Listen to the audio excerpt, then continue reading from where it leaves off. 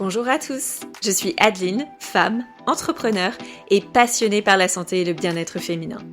Ma philosophie, le savoir, c'est le pouvoir. Et quoi de plus puissant que de connaître son propre corps, comprendre son fonctionnement et maîtriser les réflexes préventifs à adopter pour véritablement prendre le contrôle de sa santé et de son bien-être en tant que femme. C'est au travers de discussions franches avec d'autres femmes, amis, proches ou encore collègues, mais également avec des professionnels de santé que j'ai pensé pourquoi ne pas partager ces situations, ces découvertes et autres pépites de la vraie vie avec vous toutes et tous. Bienvenue sur Naviguer sa féminité, le podcast où nous allons partager connaissances, informations et expériences pour que nous puissions toutes prendre le contrôle de notre santé et de notre bien-être tout au long de nos vies de femmes.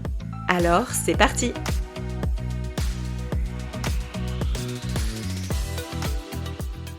En tant que femme, on a toutes entendu parler ou eu des discussions animées sur ce à quoi devrait ressembler notre vagin. Plutôt long, court, étroit, large. Est-ce que sa taille peut être influencée par l'utilisation de tampons, de coupes menstruelles ou même par les rapports sexuels? Bref, beaucoup de stéréotypes existent encore et surtout un gros manque de connaissances anatomiques. Une étude menée dans 13 pays auprès de 9500 femmes a d'ailleurs démontré que 47% d'entre elles n'avaient aucune idée de la taille de leur vagin. Dans cet épisode, nous allons donc nous concentrer sur ce merveilleux organe, en dévoiler ses secrets et déconstruire quelques mythes. Attardons-nous d'abord sur ce qu'est le vagin.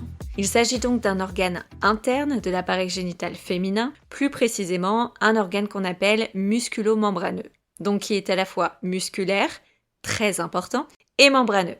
Il s'étend de la vulve jusqu'au col de l'utérus, qui forme une sorte de cul-de-sac avec une inclinaison qui tend vers le haut et l'arrière. En ce qui concerne l'intérieur du vagin, il est tapissé d'une muqueuse qui comporte de nombreux plis, permettant au vagin de s'étirer et de se dilater comme un accordéon. Il comprend peu de terminaisons nerveuses et est donc assez peu sensible, hormis près de la vulve.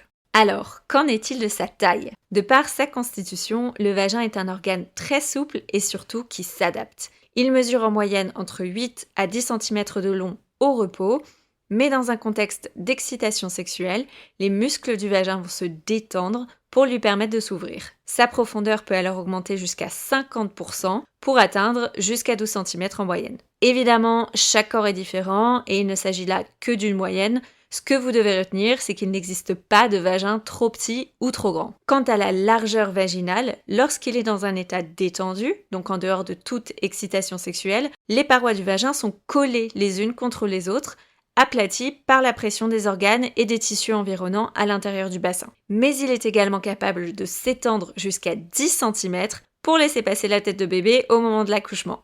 Quels facteurs peuvent avoir une influence sur le vagin? Le vagin est influencé par les hormones, le système nerveux et l'âge. Sa structure change pendant la puberté, au cours de chaque cycle menstruel et à nouveau pendant la ménopause. Lorsque les niveaux d'œstrogène sont élevés, les tissus de la muqueuse vaginale sont plus denses et plus souples. À l'inverse, lorsque les niveaux d'œstrogène sont faibles, comme pendant la ménopause ou l'allaitement, la muqueuse vaginale devient plus fine et moins souple. On l'a évoqué, la grossesse et l'accouchement ont évidemment un impact sur les parois vaginales qui vont se détendre progressivement pour laisser passer bébé. Mais il s'agit d'une transformation temporaire. 6 à 12 semaines après l'accouchement, le vagin retrouve sa taille d'avant la grossesse. Ce dont il s'agit vraiment.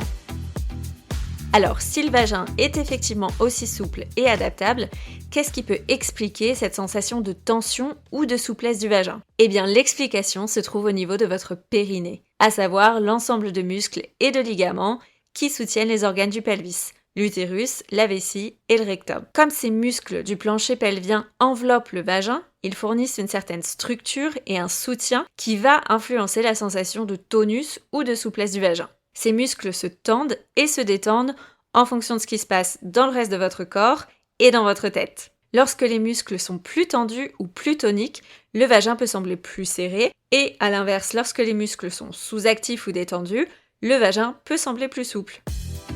Ce qui est primordial de garder en tête, c'est que le vagin est un organe moteur, acteur, et pas seulement un réceptacle ou un organe passif.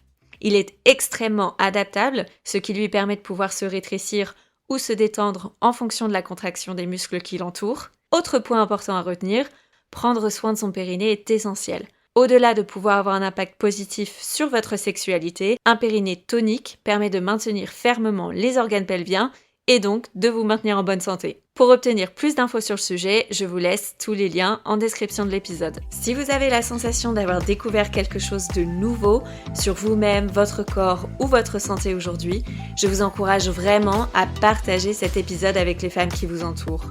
Votre expérience et vos réflexions pourraient faire toute la différence dans la vie de quelqu'un d'autre. Pensez à vous abonner pour ne pas passer à côté du prochain épisode. Et si vous avez envie de donner un coup de boost à ce podcast, n'hésitez pas à nous laisser 5 étoiles. À très vite!